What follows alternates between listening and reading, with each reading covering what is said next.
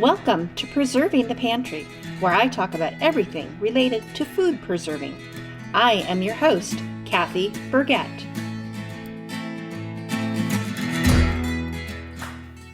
Hi, everyone, and welcome back to the pantry. Today, we are going to be talking about the different methods used for home canning. There are three main methods for home canning. You can process your jars in a water bath canner, an atmospheric steam canner, or a pressure canner. Knowing which method to use for which type of foods is crucial. Canning is essentially heating food in jars to a level that destroys microorganisms that could be a health hazard or cause the food to spoil.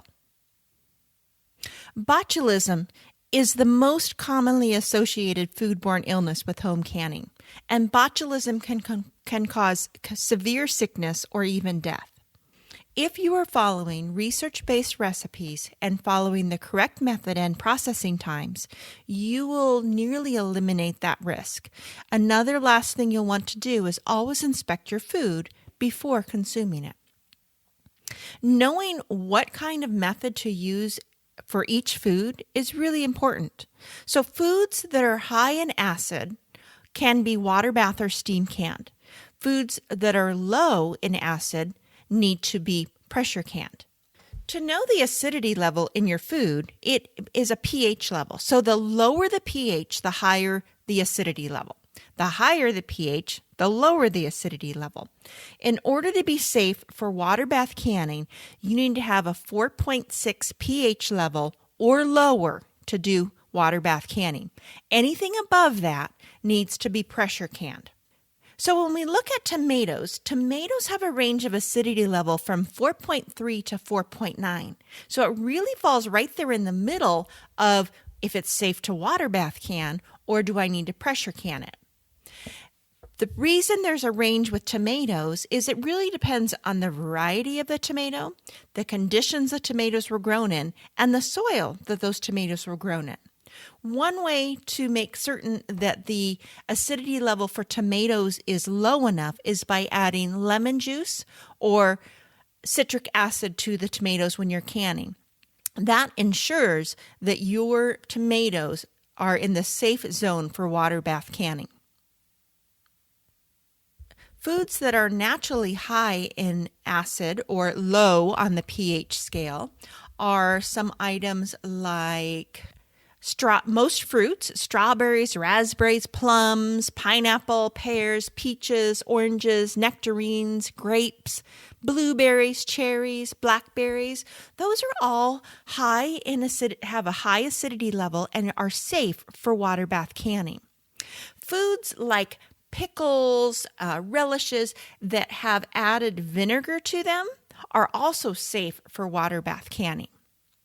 Foods that are higher in a pH level or lower in the acid level are most vegetables, fish, meat. So some of the vegetables would be green beans, beets, broccoli, garlic, bell peppers, potatoes, pumpkins, yams, turnip greens. Those are all have very low acidity levels, and so they need to be pressure canned. Foods that are low on the pH scale or high with acid levels still need to be processed in a water bath canner to destroy the bacteria that exist in the foods. Water bath canning is submerging jars in hot water and covering those jars by at least 1 to 2 inches of water and boiling that water for a recommended amount of time. Now, because the temperature of water boils at different degrees depending on your elevation, so you need to adjust your time based on your actual elevation. Depending on your elevation, you will be adding additional time to the recommended boiling time. For me, I am at about 2,000 feet above sea level, so I usually have to add anywhere from 5 to 10 minutes of boiling time when I'm water bath canning. There are charts that are available that explain exactly how many minutes you need to add for each item that you are processing.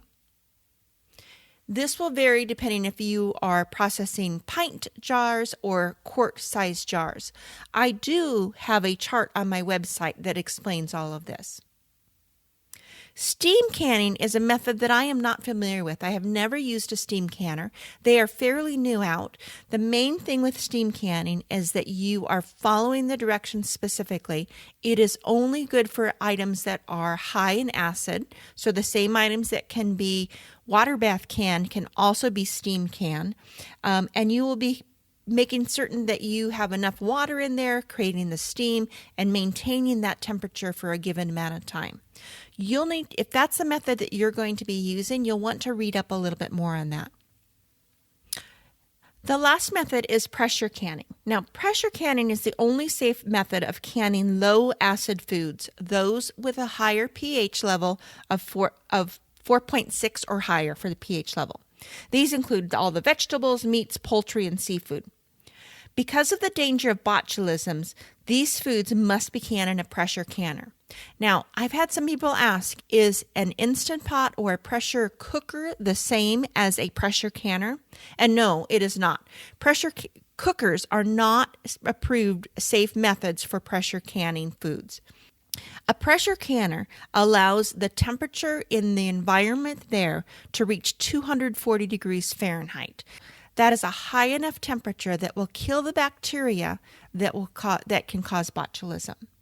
Now, just like water bath canning, we need to adjust for our elevation. We also need to adjust for our elevation when we are pressure canning. With pressure canning, we don't increase the time, but we actually increase the pressure that we are going to be cooking our food at.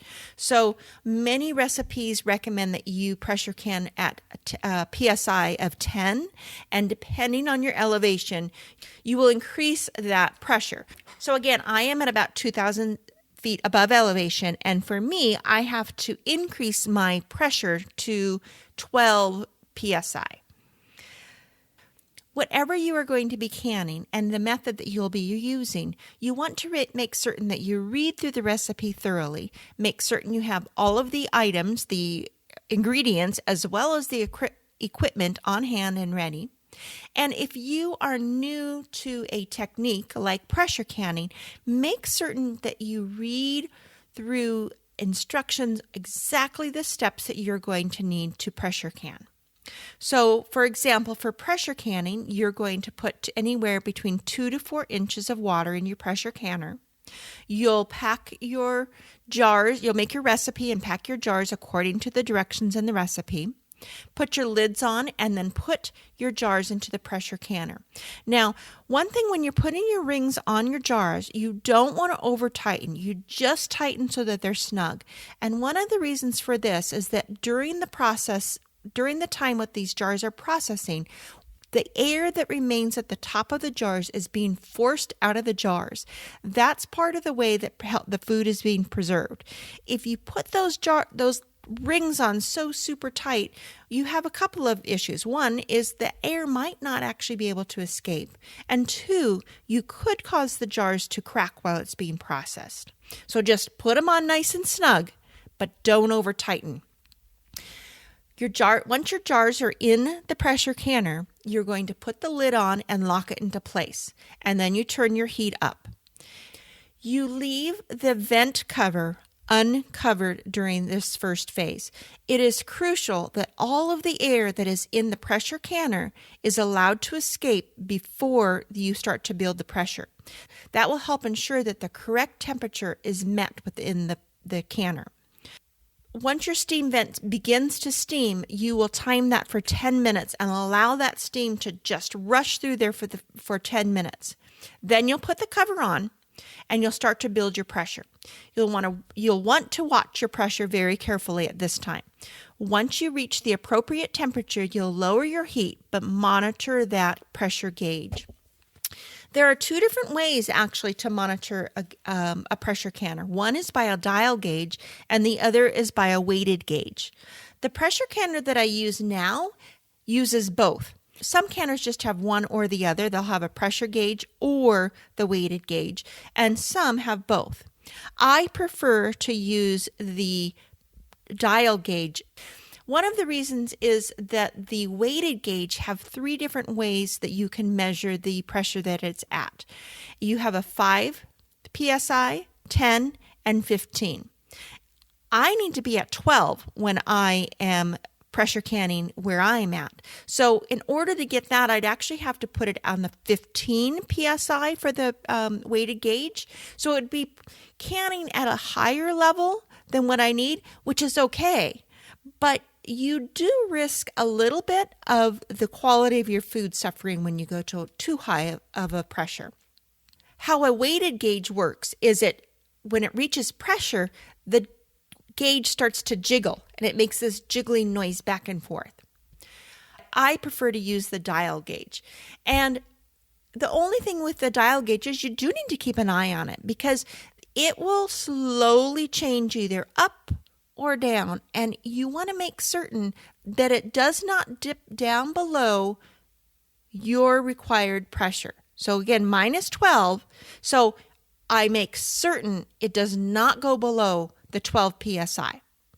If it does, I have to start my timer all over again, and I do not want to do that.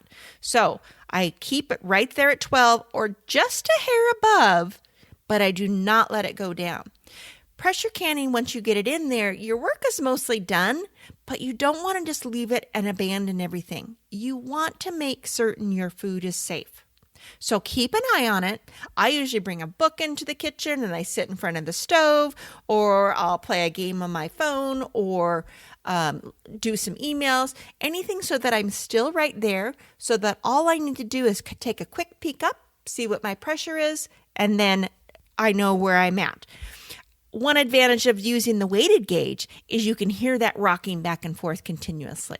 So I guess there are points. There are pluses for both sides. Part of the processing time for a pressure canner is also after the time is up. So when your time is done for processing, you turn off the heat on your stove and you just let your canner sit. You don't take the steam gauge off. You don't try to open your pressure canner, which would be extremely dangerous. It's under pressure. Do not even try that. Let the pressure drop all the way back to 0 and then let it just sit. Then you can remove the steam vent cover and then carefully unlock and open your pressure canner. When you are taking that lid off, always tilt the lid away from your face. There could still be some slight pressure built up in there. It is still very hot and steam will come out. You want to make certain that if it does, that it's not coming towards you, that it's going away from you towards a wall or something that's on the other side of you. Home canning is so rewarding, but you'll want to make certain that it's also safe. Following the correct methods and recipes are really important. I hope this information helped you know what type of canner to use when canning. I have 2 full posts on my website describing water bath canning and pressure canning, as well as several recipes that use both methods. If you have any questions at all, feel free to shoot me an email and I'll try to answer to the best I can or get the information for you. Until next week, I'll see you in the pantry. Thanks for listening, and be sure to tune in again next week for more episodes of Preserving the Pantry.